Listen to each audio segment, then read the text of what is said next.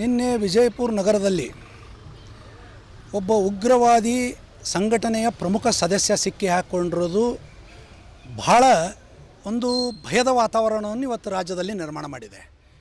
ಯಾಕೆ ಅಂದರೆ 1998ರ ಕೊಯಂಬತ್ತೂರು ಬ್ಲಾಸ್ಟ್ನಲ್ಲಿ ಈ ನಿನ್ನೆ ಸಿಕ್ಕಿ ಹಾಕಿಕೊಂಡಿರುವಂಥ ಉಗ್ರ ಮಾಡಿದ ಒಂದು ಕುಕೃತ್ಯದಿಂದ, ದೇಶದ್ರೋಹಿ ಕೆಲಸದಿಂದ 58 ಜನ ಮುಗ್ಧ ರಾಷ್ಟ್ರಭಕ್ತರು ತಮ್ಮ ಜೀವ ಕಳ್ಕೊಂಡಿದ್ದರು. 700ಕ್ಕೂ ಅಧಿಕ ಜನ ಗಾಯಗೊಂಡಿದ್ದರು.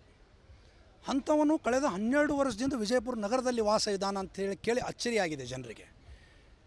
ಇದರ ಹಿಂದೆ ಬಹಳ ದೊಡ್ಡ ಷಡ್ಯಂತ್ರ ನಡೀತಾ ಇದೆ.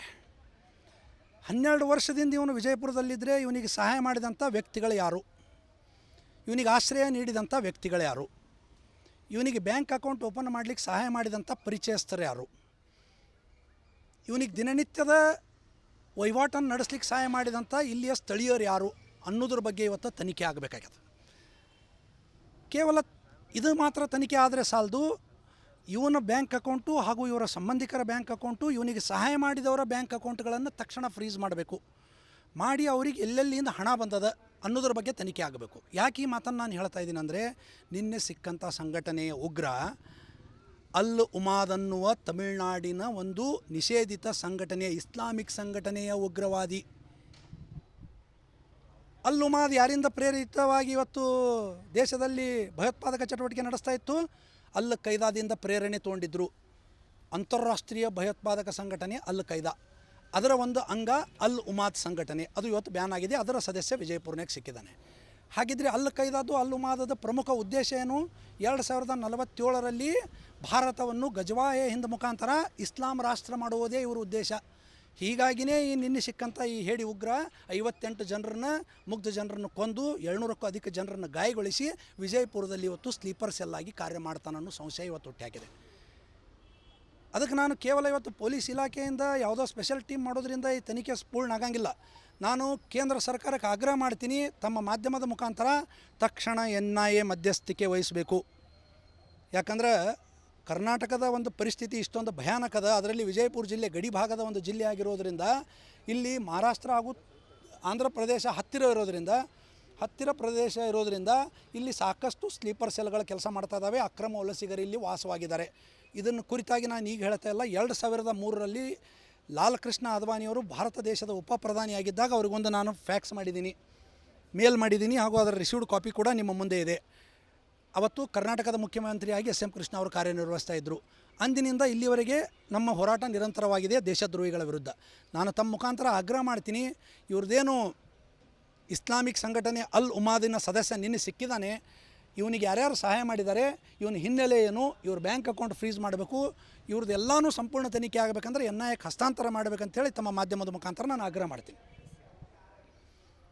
ಈಗಾಗಲೇ ನಾನು ಲಾಲ್ ಕೃಷ್ಣ ಅದ್ವಾನಿಯವರಿಗೆ ಮಾಡಿರುವಂಥ ಒಂದು ಫ್ಯಾಕ್ಸ್ ಕೂಡ ಇಲ್ಲಿದೆ ಕಾಪಿ. 2003ರಲ್ಲಿ ಮತ್ತು 2 ವರ್ಷಗಳ ಹಿಂದೆ 2023ರಲ್ಲಿ NIAಗೂ ಕೂಡ ನಾನು ಮೇಲ್ ಮಾಡಿದ್ದೀನಿ. NIA ಅಧಿಕಾರಿಗಳು ಒಂದು ದಿನ ಬಿಟ್ಟು ನನ್ನ ಜೊತೆ ಫೋನ್ನಲ್ಲಿ ಕೂಡ ಮಾತನಾಡಿದ್ದಾರೆ. ಈ ಮಾಹಿತಿ ಎಲ್ಲಿಂದ ಕಲೆ ಹಾಕಿದ್ರಿ ಅಂಥೇಳಿ ಅವರಿಗೆ, ಅವರ ಅದ್ವಾನಿಯವರಿಗೆ ಮಾಡಿದಂಥ ಫ್ಯಾಕ್ಸ್ ಕೊಟ್ಟೆ ನಾನು ಅವಾಗ. NIA ಅಧಿಕಾರಿಗಳಿಗೆ ಕೊಟ್ಟ ಮೇಲೆ ಅವರು ಅಚ್ಚರಿ ಮಾಡಿದರು ಹಾಗೂ ಖುಷಿಯನ್ನು ವ್ಯಕ್ತಪಡಿಸಿದರು. ಸಾಕಷ್ಟು ನೀವು ಮಾಹಿತಿಯನ್ನು ನಮಗೆ ಕೊಟ್ಟಿದ್ದೀರಿ. ಅವರಿಗೆ ನಾನು ಒಂದು ಆಗ್ರಹ ಮಾಡಿದೆ. ಇವತ್ತು ತಮ್ಮ ಮಾಧ್ಯಮದ ಮುಖಾಂತರ ನಾನು ಇನ್ನೊಂದು ಬಾರಿ ಆಗ್ರಹ ಮಾಡ್ತೀನಿ, NIAದವರು ಬಂದು ಸಂಪೂರ್ಣ ಕರ್ನಾಟಕದ ಎಲ್ಲ ಜೈಲುಗಳನ್ನು ಮೊದಲು ರೇಡ್ ಮಾಡಬೇಕು, ಸೂಕ್ಷ್ಮ ಪ್ರದೇಶಗಳನ್ನು ರೇಡ್ ಮಾಡಬೇಕು. ಜೈಲುಗಳಲ್ಲಿ ಇವತ್ತು ಅವ್ಯವಹಿತವಾಗಿ ಇವತ್ತು ಸಾಕಷ್ಟು ಅಕ್ರಮ ಚಟುವಟಿಕೆಗಳು ನಡೀತಾ ಇದ್ದಾವೆ. ದೇಶದ್ರೋಹಿಗಳು ಇವತ್ತು ಬೆಂಗಳೂರಿನ ಪರಪ್ಪನ ಅಗ್ರಹಾರ ಜೈಲಿನಲ್ಲಿ 19 ಜುಲೈ 2023ಕ್ಕೆ 5 ಜನ ಸಿಗ್ತಾರೆ. ಉಗ್ರವಾದಿ ಸಂಘಟನೆಗಳಿಗೆ ಸಂಪರ್ಕ ಮಾಡ್ತಿರ್ತಾರೆ. ಎಲ್ಲಿ ಕೂತು ಮಾಡ್ತಿರ್ತಾರೆ ಇವರು ಅಂದರೆ ಪರಪ್ಪನ ಅಗ್ರಹಾರ ಜೈಲಿನಲ್ಲಿ ಕೂತ್ಕೊಂಡು ಮಾಡ್ತಿರ್ತಾರೆ. ಏನು ಮಾಡ್ತಾ ಇದೆ ಹಾಗಾದ್ರೆ ನಮ್ಮ ಕರ್ನಾಟಕ ಪೊಲೀಸ್ ಅನ್ನೋದು ಯಕ್ಷ ಪ್ರಶ್ನೆ ಆಗಿದೆ. ಅದಕ್ಕೆ ನಾನು NIA ಅಧಿಕಾರಿಗಳಿಗೆ ಆಗ್ರಹ ಮಾಡ್ತೀನಿ, ವಿಜಯಪುರನ್ನು ಒಳಗೊಂಡು, ಬಳ್ಳಾರಿ ಒಳಗೊಂಡು ಕರ್ನಾಟಕದ ಎಲ್ಲ ಜೈಲುಗಳನ್ನು ತಕ್ಷಣ ರೇಡ್ ಮಾಡಿರಿ. ಇಲ್ಲಿ ಉಗ್ರವಾದಿ ಚಟುವಟಿಕೆಗಳು ನಡೀತಾ ಅನ್ನೋ ಸಂಶಯ ನಮಗೆ ಬರ್ತಾ ಇದೆ. ಅದಕ್ಕೆ ಸಾರ್ವಜನಿಕರಿಗೆ ನೀವು ಒಂದು ನೆಮ್ಮದಿ ಜೀವನ ಮಾಡಲಿಕ್ಕೆ ಅವಕಾಶ ಮಾಡಿಕೊಡ್ರಿ ಅಂತ ಹೇಳಿ ತಮ್ಮ ಮಾಧ್ಯಮ ಮುಖಾಂತರ ಆಗ್ರಹ ಮಾಡ್ತೀನಿ. ನಿನ್ನೆ ವಿಜಯಪುರ ನಗರದಲ್ಲಿ ಒಬ್ಬ ಉಗ್ರವಾದಿ ಸಂಘಟನೆಯ ಪ್ರಮುಖ ಸದಸ್ಯ ಸಿಕ್ಕಿ ಹಾಕ್ಕೊಂಡಿರೋದು ಬಹಳ ಒಂದು ಭಯದ ವಾತಾವರಣವನ್ನು ಇವತ್ತು ರಾಜ್ಯದಲ್ಲಿ ನಿರ್ಮಾಣ ಮಾಡಿದೆ.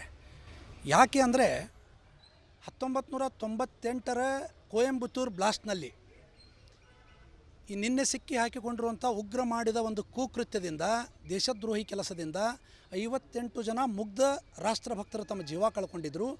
700ಕ್ಕೂ ಅಧಿಕ ಜನ ಗಾಯಗೊಂಡಿದ್ದರು. ಅಂಥವನು ಕಳೆದ 12 ವರ್ಷದಿಂದ ವಿಜಯಪುರ ನಗರದಲ್ಲಿ ವಾಸ ಇದ್ದಾನ ಅಂತೇಳಿ ಕೇಳಿ ಅಚ್ಚರಿಯಾಗಿದೆ ಜನರಿಗೆ.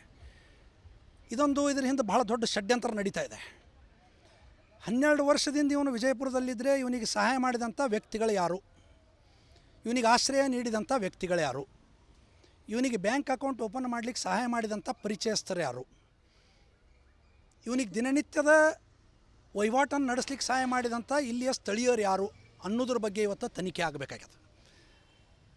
ಕೇವಲ ಇದು ಮಾತ್ರ ತನಿಖೆ ಆದರೆ ಸಾಲದು, ಇವನ ಬ್ಯಾಂಕ್ ಅಕೌಂಟು ಹಾಗೂ ಇವರ ಸಂಬಂಧಿಕರ ಬ್ಯಾಂಕ್ ಅಕೌಂಟು, ಇವನಿಗೆ ಸಹಾಯ ಮಾಡಿದವರ ಬ್ಯಾಂಕ್ ಅಕೌಂಟ್ಗಳನ್ನು ತಕ್ಷಣ ಫ್ರೀಸ್ ಮಾಡಬೇಕು, ಮಾಡಿ ಅವರಿಗೆ ಎಲ್ಲೆಲ್ಲಿಂದ ಹಣ ಬಂದದ ಅನ್ನೋದ್ರ ಬಗ್ಗೆ ತನಿಖೆ ಆಗಬೇಕು. ಯಾಕೆ ಈ ಮಾತನ್ನು ನಾನು ಹೇಳ್ತಾ ಇದ್ದೀನಿ ಅಂದರೆ, ನಿನ್ನೆ ಸಿಕ್ಕಂಥ ಸಂಘಟನೆಯ ಉಗ್ರ ಅಲ್ ಉಮಾದ್ ಅನ್ನುವ ತಮಿಳುನಾಡಿನ ಒಂದು ನಿಷೇಧಿತ ಸಂಘಟನೆಯ ಇಸ್ಲಾಮಿಕ್ ಸಂಘಟನೆಯ ಉಗ್ರವಾದಿ. ಅಲ್ ಉಮಾದ್ ಯಾರಿಂದ ಪ್ರೇರಿತವಾಗಿ ಇವತ್ತು ದೇಶದಲ್ಲಿ ಭಯೋತ್ಪಾದಕ ಚಟುವಟಿಕೆ ನಡೆಸ್ತಾ ಇತ್ತು? ಅಲ್ ಖೈದಾದಿಂದ ಪ್ರೇರಣೆ ತೊಗೊಂಡಿದ್ದರು. ಅಂತಾರಾಷ್ಟ್ರೀಯ ಭಯೋತ್ಪಾದಕ ಸಂಘಟನೆ ಅಲ್ ಖೈದಾ, ಅದರ ಒಂದು ಅಂಗ ಅಲ್ ಉಮಾದ್ ಸಂಘಟನೆ, ಅದು ಇವತ್ತು ಬ್ಯಾನ್ ಆಗಿದೆ. ಅದರ ಸದಸ್ಯ ವಿಜಯಪುರನಾಗ ಸಿಕ್ಕಿದ್ದಾನೆ. ಹಾಗಿದ್ರೆ ಅಲ್ ಖೈದಾದು ಅಲ್ ಉಮಾದದ ಪ್ರಮುಖ ಉದ್ದೇಶ ಏನು? 2047ರಲ್ಲಿ ಭಾರತವನ್ನು ಗಜವಾಯ ಹಿಂದ್ ಮುಖಾಂತರ ಇಸ್ಲಾಂ ರಾಷ್ಟ್ರ ಮಾಡುವುದೇ ಇವರ ಉದ್ದೇಶ. ಹೀಗಾಗಿಯೇ ಈ ನಿನ್ನೆ ಸಿಕ್ಕಂಥ ಈ ಹೇಡಿ ಉಗ್ರ 58 ಜನರನ್ನ, ಮುಗ್ಧ ಜನರನ್ನು ಕೊಂದು 700ಕ್ಕೂ ಅಧಿಕ ಜನರನ್ನು ಗಾಯಗೊಳಿಸಿ ವಿಜಯಪುರದಲ್ಲಿ ಇವತ್ತು ಸ್ಲೀಪರ್ ಸೆಲ್ ಆಗಿ ಕಾರ್ಯ ಮಾಡ್ತಾನನ್ನೋ ಸಂಶಯ ಇವತ್ತು ಹುಟ್ಟಾಕಿದೆ. ಅದಕ್ಕೆ ನಾನು ಕೇವಲ ಇವತ್ತು ಪೊಲೀಸ್ ಇಲಾಖೆಯಿಂದ ಯಾವುದೋ ಸ್ಪೆಷಲ್ ಟೀಮ್ ಮಾಡೋದ್ರಿಂದ ಈ ತನಿಖೆ ಪೂರ್ಣ ಆಗಂಗಿಲ್ಲ. ನಾನು ಕೇಂದ್ರ ಸರ್ಕಾರಕ್ಕೆ ಆಗ್ರಹ ಮಾಡ್ತೀನಿ, ತಮ್ಮ ಮಾಧ್ಯಮದ ಮುಖಾಂತರ ತಕ್ಷಣ NIA ಮಧ್ಯಸ್ಥಿಕೆ ವಹಿಸಬೇಕು. ಯಾಕಂದ್ರೆ ಕರ್ನಾಟಕದ ಒಂದು ಪರಿಸ್ಥಿತಿ ಇಷ್ಟೊಂದು ಭಯಾನಕದ, ಅದರಲ್ಲಿ ವಿಜಯಪುರ ಜಿಲ್ಲೆ ಗಡಿ ಭಾಗದ ಒಂದು ಜಿಲ್ಲೆ ಆಗಿರೋದ್ರಿಂದ, ಇಲ್ಲಿ ಮಹಾರಾಷ್ಟ್ರ ಹಾಗೂ ಆಂಧ್ರ ಪ್ರದೇಶ ಹತ್ತಿರ ಪ್ರದೇಶ ಇರೋದರಿಂದ ಇಲ್ಲಿ ಸಾಕಷ್ಟು ಸ್ಲೀಪರ್ ಸೆಲ್ಗಳ ಕೆಲಸ ಮಾಡ್ತಾ ಇದ್ದಾವೆ. ಅಕ್ರಮ ವಲಸಿಗರು ಇಲ್ಲಿ ವಾಸವಾಗಿದ್ದಾರೆ. ಇದನ್ನು ಕುರಿತಾಗಿ ನಾನು ಈಗ ಹೇಳ್ತಾ ಇಲ್ಲ, 2003ರಲ್ಲಿ ಲಾಲ್ ಕೃಷ್ಣ ಅದ್ವಾನಿಯವರು ಭಾರತ ದೇಶದ ಉಪ ಪ್ರಧಾನಿಯಾಗಿದ್ದಾಗ ಅವ್ರಿಗೊಂದು ನಾನು ಫ್ಯಾಕ್ಸ್ ಮಾಡಿದ್ದೀನಿ, ಮೇಲ್ ಮಾಡಿದ್ದೀನಿ, ಹಾಗೂ ಅದರ ರಿಸೀವ್ಡ್ ಕಾಪಿ ಕೂಡ ನಿಮ್ಮ ಮುಂದೆ ಇದೆ. ಅವತ್ತು ಕರ್ನಾಟಕದ ಮುಖ್ಯಮಂತ್ರಿಯಾಗಿ SM ಕೃಷ್ಣ ಅವರು ಕಾರ್ಯನಿರ್ವಹಿಸ್ತಾ ಇದ್ದರು. ಅಂದಿನಿಂದ ಇಲ್ಲಿವರೆಗೆ ನಮ್ಮ ಹೋರಾಟ ನಿರಂತರವಾಗಿದೆ ದೇಶದ್ರೋಹಿಗಳ ವಿರುದ್ಧ. ನಾನು ತಮ್ಮ ಮುಖಾಂತರ ಆಗ್ರಹ ಮಾಡ್ತೀನಿ, ಇವ್ರದ್ದೇನು ಇಸ್ಲಾಮಿಕ್ ಸಂಘಟನೆ ಅಲ್ ಉಮಾದಿನ ಸದಸ್ಯ ನಿನ್ನೆ ಸಿಕ್ಕಿದ್ದಾನೆ, ಇವನಿಗೆ ಯಾರ್ಯಾರು ಸಹಾಯ ಮಾಡಿದ್ದಾರೆ, ಇವನ ಹಿನ್ನೆಲೆ ಏನು, ಇವ್ರ ಬ್ಯಾಂಕ್ ಅಕೌಂಟ್ ಫ್ರೀಸ್ ಮಾಡಬೇಕು, ಇವ್ರದ್ದೆಲ್ಲನೂ ಸಂಪೂರ್ಣ ತನಿಖೆ ಆಗಬೇಕಂದ್ರೆ NIAಕ್ಕೆ ಹಸ್ತಾಂತರ ಮಾಡಬೇಕಂತೇಳಿ ತಮ್ಮ ಮಾಧ್ಯಮದ ಮುಖಾಂತರ ನಾನು ಆಗ್ರಹ ಮಾಡ್ತೀನಿ. ಈಗಾಗಲೇ ನಾನು ಲಾಲ್ ಕೃಷ್ಣ ಅದ್ವಾನಿಯವರಿಗೆ ಮಾಡಿರುವಂಥ ಒಂದು ಫ್ಯಾಕ್ಸ್ ಕೂಡ ಇಲ್ಲಿದೆ ಕಾಪಿ 2003ರಲ್ಲಿ, ಮತ್ತು 2 ವರ್ಷಗಳ ಹಿಂದೆ 2023ರಲ್ಲಿ NIAಗೂ ಕೂಡ ನಾನು ಮೇಲ್ ಮಾಡಿದ್ದೀನಿ. NIA ಅಧಿಕಾರಿಗಳು ಒಂದು ದಿನ ಬಿಟ್ಟು ನನ್ನ ಜೊತೆ ಫೋನ್ನಲ್ಲಿ ಕೂಡ ಮಾತನಾಡಿದ್ದಾರೆ. ಈ ಮಾಹಿತಿ ಎಲ್ಲಿಂದ ಕಲೆ ಹಾಕಿದ್ರಿ ಅಂಥೇಳಿ ಅವರು ಅದ್ವಾನಿಯವರಿಗೆ ಮಾಡಿದಂಥ ಫ್ಯಾಕ್ಸ್ ಕೊಟ್ಟೆ ನಾನು. ಆವಾಗ NIA ಅಧಿಕಾರಿಗಳಿಗೆ ಕೊಟ್ಟ ಮೇಲೆ ಅವರು ಅಚ್ಚರಿ ಮಾಡಿದರು ಹಾಗೂ ಖುಷಿಯನ್ನು ವ್ಯಕ್ತಪಡಿಸಿದರು. ಸಾಕಷ್ಟು ನೀವು ಮಾಹಿತಿಯನ್ನು ನಮಗೆ ಕೊಟ್ಟಿದ್ದೀರಿ. ಅವರಿಗೆ ನಾನು ಒಂದು ಆಗ್ರಹ ಮಾಡಿದೆ, ಇವತ್ತು ತಮ್ಮ ಮಾಧ್ಯಮದ ಮುಖಾಂತರ ನಾನು ಇನ್ನೊಂದು ಬಾರಿ ಆಗ್ರಹ ಮಾಡ್ತೀನಿ, NIAದವರು ಬಂದು ಸಂಪೂರ್ಣ ಕರ್ನಾಟಕದ ಎಲ್ಲ ಜೈಲುಗಳನ್ನು ಮೊದಲು ರೇಡ್ ಮಾಡಬೇಕು, ಸೂಕ್ಷ್ಮ ಪ್ರದೇಶಗಳನ್ನು ರೇಡ್ ಮಾಡಬೇಕು. ಜೈಲುಗಳಲ್ಲಿ ಇವತ್ತು ಅವ್ಯವಹಿತವಾಗಿ ಇವತ್ತು ಸಾಕಷ್ಟು ಅಕ್ರಮ ಚಟುವಟಿಕೆಗಳು ನಡೀತಾ ಇದ್ದಾವೆ. ದೇಶದ್ರೋಹಿಗಳು ಇವತ್ತು ಬೆಂಗಳೂರಿನ ಪರಪ್ಪನ ಅಗ್ರಹಾರ ಜೈಲಿನಲ್ಲಿ 19 ಜುಲೈ 2023ಕ್ಕೆ 5 ಜನ ಸಿಗ್ತಾರೆ. ಉಗ್ರವಾದಿ ಸಂಘಟನೆಗಳಿಗೆ ಸಂಪರ್ಕ ಮಾಡ್ತಿರ್ತಾರೆ. ಎಲ್ಲಿ ಕೂತು ಮಾಡ್ತಿರ್ತಾರೆ ಇವರು ಅಂದರೆ ಪರಪ್ಪನ ಅಗ್ರಹಾರ ಜೈಲಿನಲ್ಲಿ ಕೂತ್ಕೊಂಡು ಮಾಡ್ತಿರ್ತಾರೆ.